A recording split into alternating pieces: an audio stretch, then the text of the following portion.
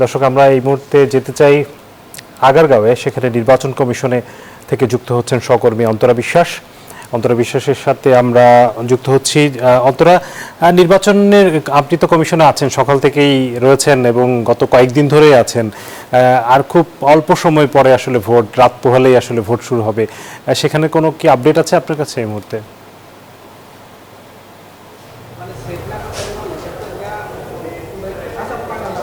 আসলে আজকে তো একদম শেষ সময়ের যে প্রস্তুতি সেটাই চলছে, কারণ আপনি জানেন যে এই নির্বাচন কমিশন থেকে তাদের যে ফল গণনার বিষয়টি সেটি একদম লাইভ সম্প্রচার করতে দেশের সকল যে ইলেকট্রনিক মিডিয়া এবং সেই সাথে অনলাইন মিডিয়া রয়েছে তারা আসলে সেই প্রস্তুতি নিচ্ছেন।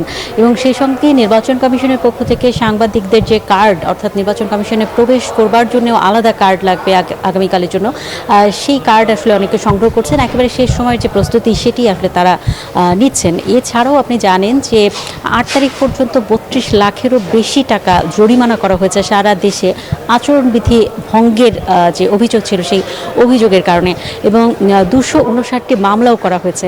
তো আচরণবিধি এর পরেও হয়তো ভঙ্গ হয়েছে, সেগুলো নিয়েও কিন্তু নির্বাচন কমিশনের আলাদা সেল রয়েছে, তারা আসলে কাজ করছে। আর আপনি জানেন যে এবার 8.25 লাখেরও বেশি যে অফিসার তারা আসলে এই নির্বাচনে নিয়ে কাজ করছেন। তো তারা আসলে আজকের একেবারে শেষ দিনে যে কেন্দ্রগুলো রয়েছে সেই কেন্দ্রগুলোতে ব্যালট পৌঁছানো, ব্যালট বাক্স পৌঁছানো, সেই যে কাজগুলো সেগুলোই আসলে তারা করছেন, যেগুলো রিটার্নিং কর্মকর্তারা অফিসে রয়েছে।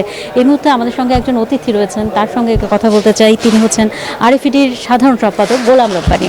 আপনাকে স্বাগত জানাচ্ছি আমাদের এই আয়োজনে। শুরুতে আসলে যেটা জানতে চাই, সবাই এই নির্বাচন নিয়ে খুব উদ্বিগ্ন ছিল যে নিরাপত্তা পরিস্থিতিটা কী থাকবে, এবং স্মরণকালের সর্বোচ্চ নিরাপত্তা বাহিনীর যে সদস্য তাদেরকে মোতায়েন করা হয়েছে। কিন্তু সাংবাদিক হিসেবে আপনি সার্বিক পরিস্থিতি কেমন দেখছেন? ধন্যবাদ।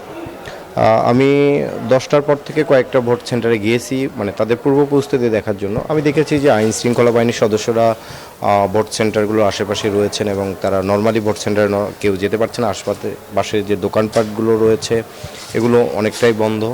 তো আমার কাছে মনে হয়েছে যে অন্যবারের তুলনায় আইন শৃঙ্খলা পরিস্থিতি খুবই ভালো ভোট সেন্টারগুলোতে। এটা ভোটারদের মধ্যে একটা আশা সৃষ্টি করছে যে তারা সুষ্ঠুভাবে ভোট দিতে পারবে।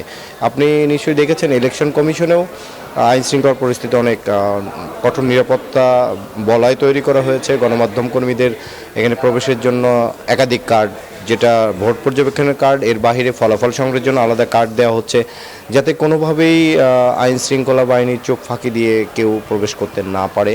অন্য বারের তুলনায় এবার ইলেকশন কমিশনের এই বিষয়গুলো আমাদের কাছে সবচেয়ে বেশি নিরাপত্তাদায়ক মনে হচ্ছে এবং নিরাপদ মনে হচ্ছে। বিশেষ করে গণমাধ্যম কর্মীদের ক্ষেত্রে তারা যে নিজেদের স্টল বদ্ধ করেছে সেগুলো সাজগোজ করছেন, তাদের কার্ড সংগ্রহ, এবং একই সঙ্গে আমরা আরএফইডির পক্ষ থেকে গণমাধ্যম কর্মীদের জন্য একটা বুথ রেখেছি যেখান থেকে তারা ফলাফলটা নিতে পারবেন।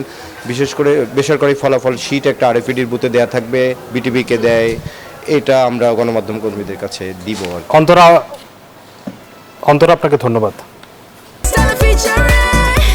Next level, well done, side by side, free.